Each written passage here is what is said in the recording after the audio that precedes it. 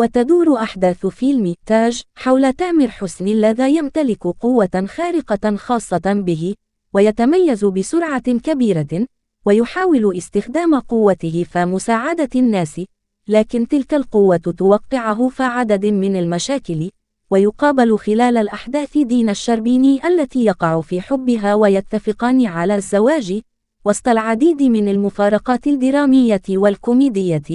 وذلك مع ظهور التيك توكر الألماني الشهير ويل روبنسون، وأدائه رقصته الشهيرة برفقة تامر حسني. واستطاع الفيلم في يوم عرضه الأول تحقيق 4 مليون جنيه في خارج مصر، و4 ملايين جنيه في الداخل، محققا بذلك إيرادات ضخمة، يكمل بها النجم تامر حسني مسيرته الاستثنائية في تحطيم الإيرادات. وقدم تامر حسني آخر أعماله بالسينما بفيلم بحب